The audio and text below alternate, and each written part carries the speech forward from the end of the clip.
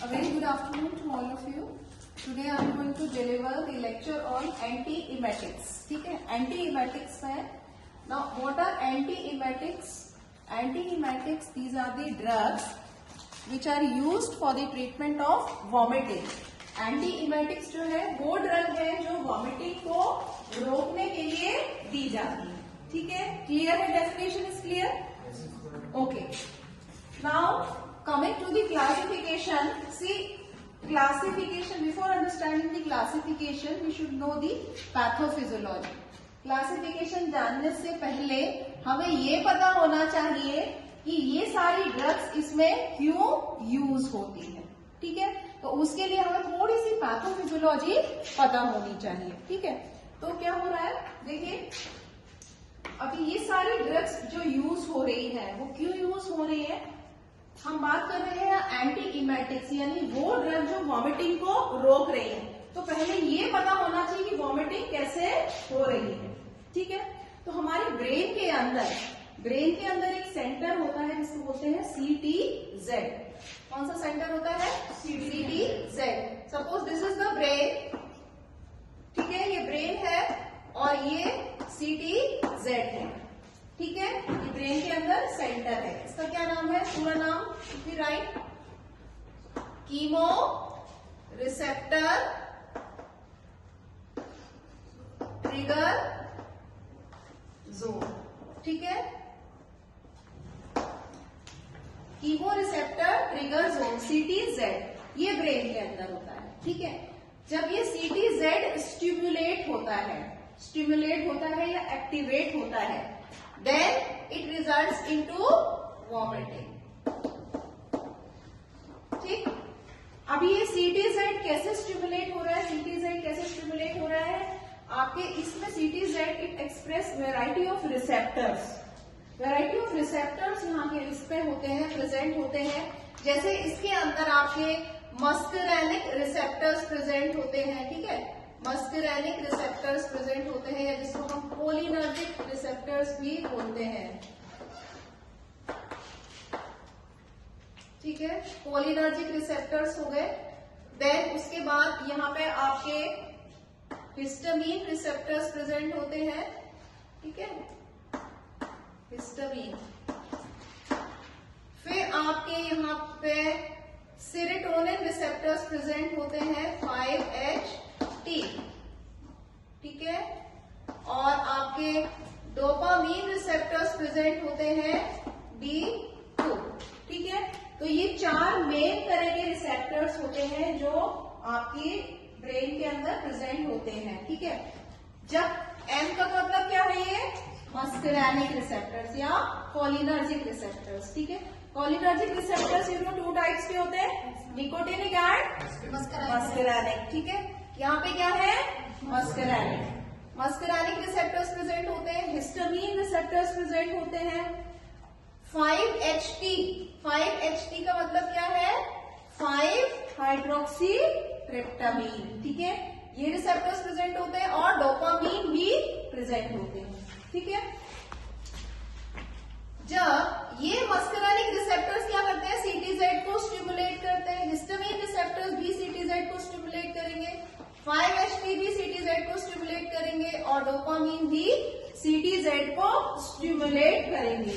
And when जब stimulate करेंगे it will result into vomiting. ठीक है, क्लियर हो रहा है? क्लियर हो रहा है. तो वॉमिटिंग किस वजह से हुई? कौन कौन से रिसेप्टर्स स्टिमुलेट हुए? 4 तरह के रिसेप्टर्स हैं जो स्टिमुलेट हुए. कौन कौन से? Muscarinic receptors. This is clear? This is clear here?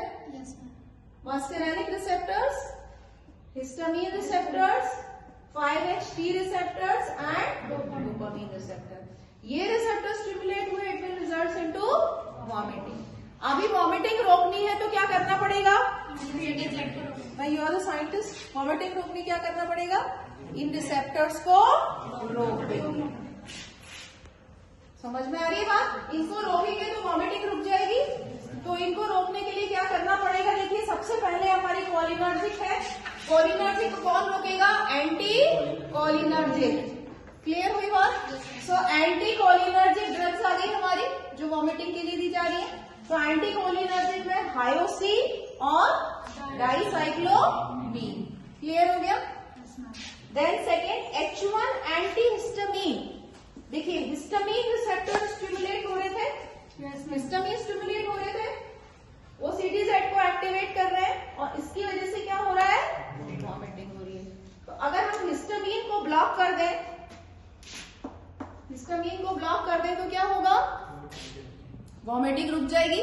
Histamine में भी स्पेशली H1 एंटी हिस्टामीन। तो H1 एंटी हिस्टामीन में आता है आपका प्रोमिथाजीन, डाइफेनहाइड्रामीन, सिनराजीन। क्लियर हो गया? अभी देखिए ये है न्यूरोलेप्टिक्स। न्यूरोलेप्टिक्स यानी न्यूरोलेप्टिक्स जो ड्रग्स होती है ये basically they are antipsychotic drugs. Antipsychotic drug. ये न्यूरोलेप्टिक्स क्या करती है आपके? ये D2 को ब्लॉक कर देंगे। क्लियर हो रही है? D2 भी तो स्टिमुलेट कर रहा था CTZ को और इसकी वजह से वॉमिटिंग हो रही थी। D2 को ब्लॉक कर देंगे। D2 को कौन सी ड्रग्स ब्लॉक कर रही है आपकी? न्यूरोलेप्टिक्स। न्यूरोलेप्टिक्स D2 रिसेप्टर्स को ब्लॉक कर रही है। ठीक है, तो इसके अंदर आता है आपका क्लोरप्रोमाजीन, हैलोपेरिडोल। ठीक है, ये सारी आपकी D2 ब्लॉकर्स हैं। देन इसके बाद आता है आपका, ये अभी बताएंगे, 5-HT3 एंटागोनिस्ट। देखिए 5-HT3 रिसेप्टर्स भी यहाँ पे थे। ठीक है, 5-HT3 रिसेप्टर्स जब स्टिमुलेट हुए थे, CTZ स्टिमुलेट हुआ था और इसकी वजह से वॉमिटिंग हुई थी। अभी हम इसको रोक देंगे।